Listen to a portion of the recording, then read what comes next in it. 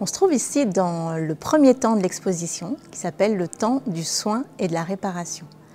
Dans cette partie, nous voulions mettre en avant le fait que les peuples autochtones prennent soin de leur environnement et prennent soin de la grande majorité des écosystèmes de notre planète. Nous avons vu en entrant dans cette exposition que les peuples autochtones prennent soin de 80% de la biodiversité de la planète. Et ici, nous mettons en avant le fait qu'ils prennent soin de plusieurs écosystèmes, notamment les écosystèmes en lien avec l'eau, avec les fleuves, avec les lacs, avec l'océan. Et quand on progresse dans l'exposition, dans cette partie de l'exposition, dans ce temps, nous nous dirigeons ensuite vers un autre écosystème qui est l'écosystème des forêts qu'on trouve par exemple en Alaska. Les paniers qui se trouvent derrière moi proviennent du sud de l'Alaska. Ils ont été créés par une artiste Tsimshian qui s'appelle Candy McGilton.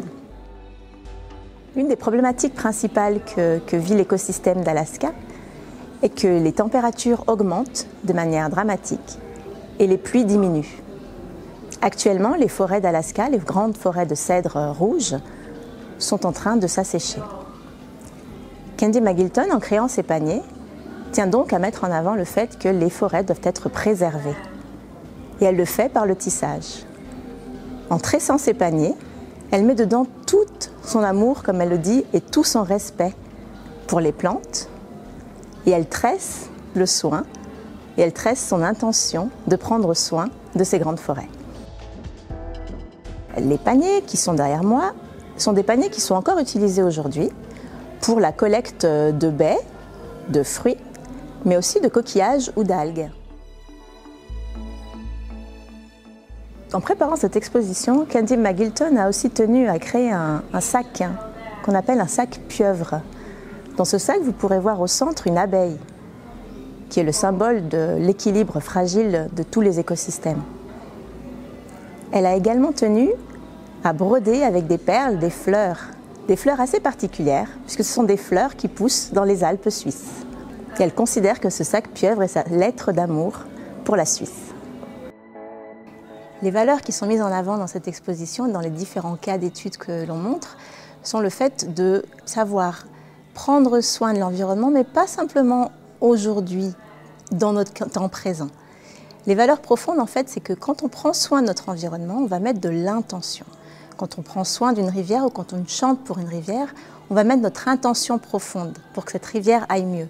Et on le fait en pensant à nos ancêtres, et en pensant surtout aussi à nos descendants, c'est-à-dire à notre futur. Donc prendre soin de son environnement, c'est aussi prendre soin de sa communauté et prendre soin des générations futures qui nous entourent. La pirogue qui se trouve derrière moi est un parfait exemple de la manière dont les peuples autochtones prennent soin de leur environnement. Ils prennent soin non seulement de leur écosystème, mais aussi de leur communauté, en pensant à leurs ancêtres et à leurs descendants. Cette pirogue, par exemple, a été construite par Alson Kellen, qui nous a expliqué que le bois qu'il a utilisé pour construire cette pirogue avait été planté par son grand-père bien avant sa naissance, en ayant bien conscience du fait que ses petits-enfants pourront utiliser ces arbres pour construire eux-mêmes leur propre pirogue. Les pirogues, comme celles que nous avons derrière moi, sont des pirogues à voile traditionnelles, utilisées par les navigateurs des îles Marshall pour se déplacer d'une île à l'autre ou pour pêcher. Et ces pirogues sont créées aujourd'hui par de jeunes hommes et de jeunes femmes au sein d'une association qui a comme objectif de réintroduire des pirogues à voile traditionnelles afin de limiter le nombre de bateaux à moteur dans les océans. L'objectif est également de permettre à ces jeunes d'avoir une plus grande autonomie du point de vue économique et d'apporter de l'argent à leur famille.